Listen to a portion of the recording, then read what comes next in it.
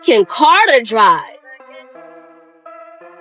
And you talking shit about me? Shut the up. Y'all don't even got a fucking house to wash your ass. And then you talking shit about me? Shut the up. Even like when my children, love my children. All four of my children are adults. And I told them, listen, no more handouts. No more handouts. It can't be. Floyd Mayweather's daughter has responded to criticism surrounding claims that her father no longer gives her financial support. She defended accepting money from her parents, saying there is nothing shameful about receiving that kind of help, while also alleging that Floyd stopped providing for her because he has reportedly run out of money. What did you want to... I want the same thing for my son. I don't want him to ever have to work. Why does that bother him so much? And why is that always being thrown in my face like that's such a bad thing? That's not a bad thing. During a recent podcast appearance, Floyd Mayweather Jr. explained why he has changed his approach to financially supporting his children. He said he can no longer continue giving them money every time they ask for it. Instead, he emphasized that he wants his children to become financially independent rather than relying on the music fortune he built throughout his career. They go shopping, they put gas in their car, they party, they come back, I need money, I give them money, I buy them houses, I buy them cars. Told them, listen, from here on out, if you guys go to school or you work in one of my businesses, then you can branch off, get your own business, and I'll put the money up to help you start a business, but I need you guys to take what I've already started and triple and double that, and then I need my grandchildren to come behind you guys and do the same. Yaya Mayweather has attracted attention after saying she would like to try working a traditional 9-to-5 job after Floyd Music reportedly stopped giving her an allowance. Her remarks quickly sparked discussion, with critics questioning whether someone raised with such a privileged lifestyle could realistically adapt to the demands and expectations of a typical workplace. About Yaya Mayweather, right? So Yaya Mayweather is the daughter of Floyd Mayweather. Right. Obviously, Floyd Mayweather, a world-time iconic boxer, made $1 billion in his lifetime. Money Team.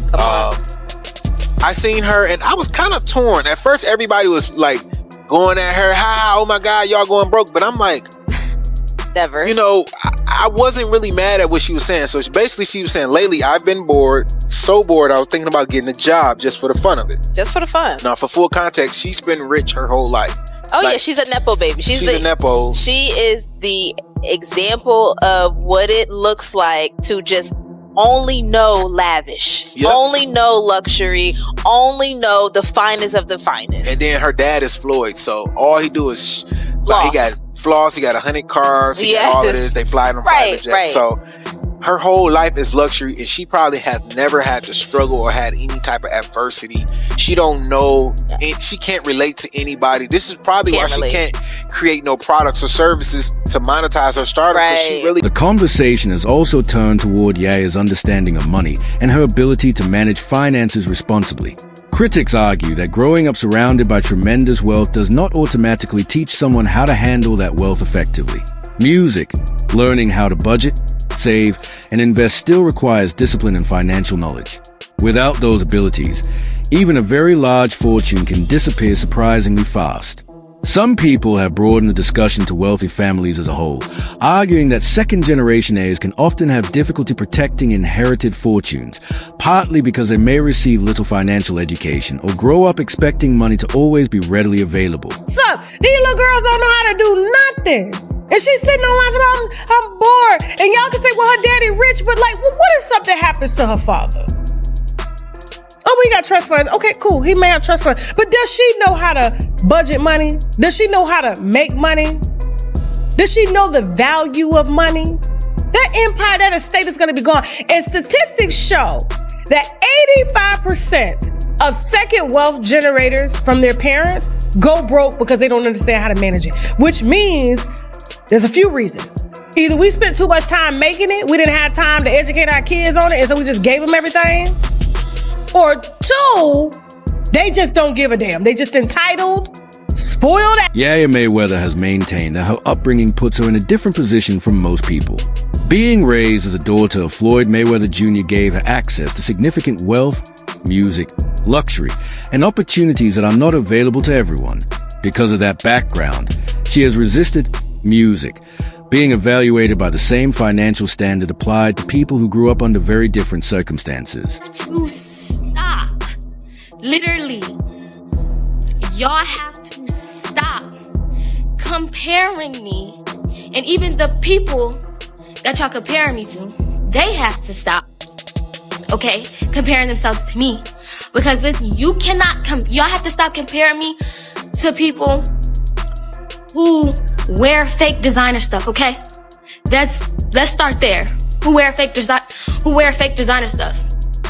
Baby, I'm walking into designer stores, Neiman Saks to get my stuff. They're not. They're getting these from these little boutiques, whatever. Let's start there. Now, then we're gonna go to stop comparing me to people who rent exotic cars, foreign cars. Baby, every car I drive, best believe, is paid for. It's not rented, paid for. In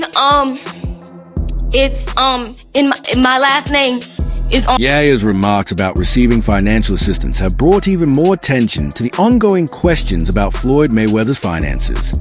Desiree recently claimed on X that Mayweather filed a lawsuit earlier this year, alleging that a former associate had taken roughly $175 million from him over a period of several years. Music. The allegations reportedly include diverted funds, jewelry transactions where pieces valued at around $100 million were allegedly pledged for only about $13 million, a private aircraft that supposedly went out of his control, music, and real estate transactions that allegedly resulted in additional losses.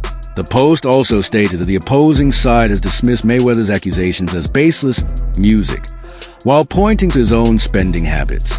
While some believe Floyd may simply have spent too much of his fortune, others speculate that major financial losses could encourage him to music return to boxing, potentially even for the long-discussed Mike Tyson exhibition. According to the lawsuit, Mayweather claims his former associate, Jonah Wright, gradually gained greater control over his businesses and finances. Floyd alleges that Wright presented himself as music, a trusted advisor while handling important financial matters for several years. Week for Floyd Mayweather, let's go. So now he has filed a $175 million lawsuit against his business partner, Jonah Regnitz. So the name should be familiar to you. He has been described as Floyd Mayweather's right-hand man for decades. Also, he has been named in several lawsuits with Floyd for them being involved in scams themselves. The lawsuits include allegations for fake exhibition fights, allegations for unpaid jet bills, unpaid jewelry, unpaid services provided. But in turn, now Floyd is suing him and saying, hey, I never saw this stuff. You have scammed me out of jewelry. You have scammed me out of money. You've scammed me out of real estate. And so this is a big, massive lawsuit, guys. What's also interesting is Floyd has had an interesting support for the Israel community. Jonah Regnitz is a member of a prominent Jewish Orthodox family. I'm curious if he's going to continue to have the same set of support.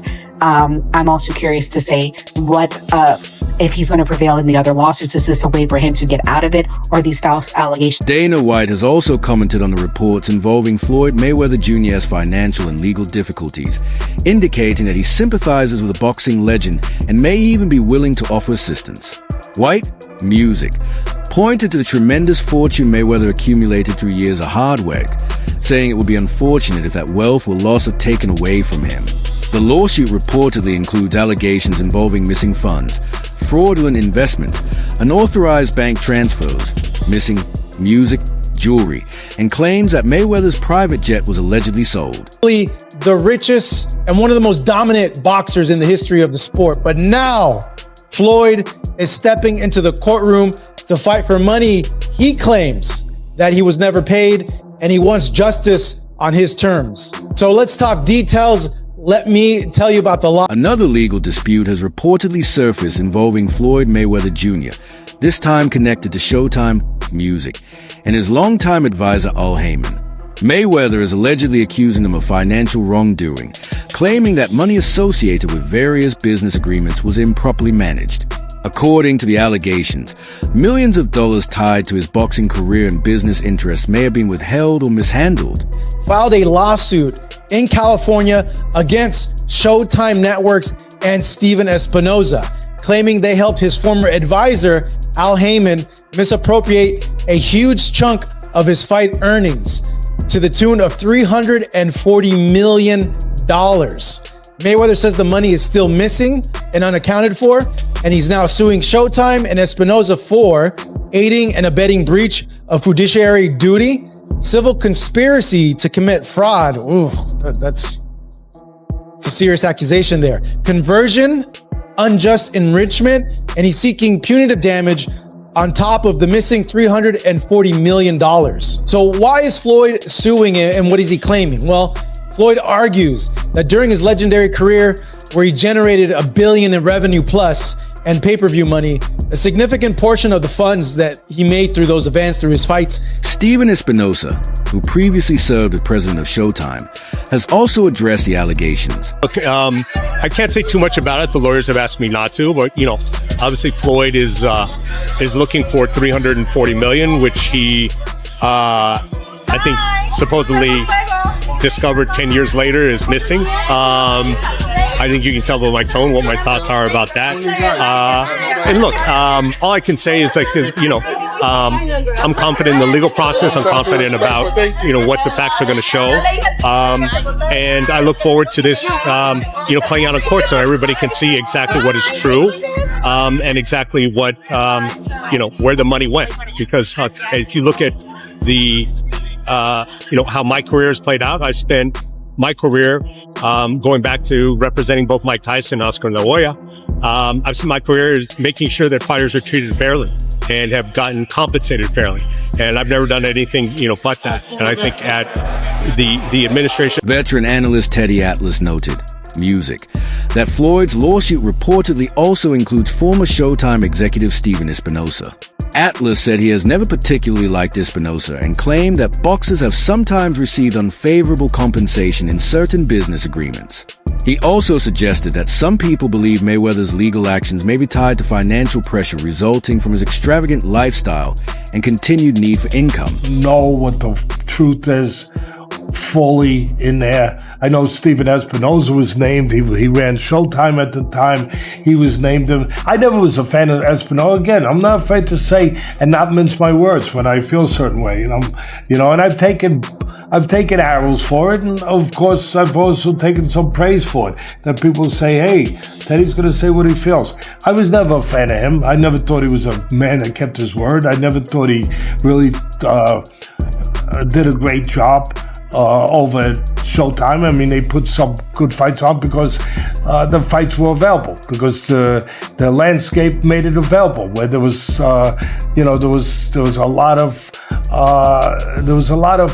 job shortages in the business, if you will, and people are eager, of course, to fight on a platform like Showtime if you're going to pay them. It's a lot of fighters available, and you didn't have to be talented to put on good fights at Showtimes. Like I said, there weren't a lot of places to go. There was a lot of unemployment.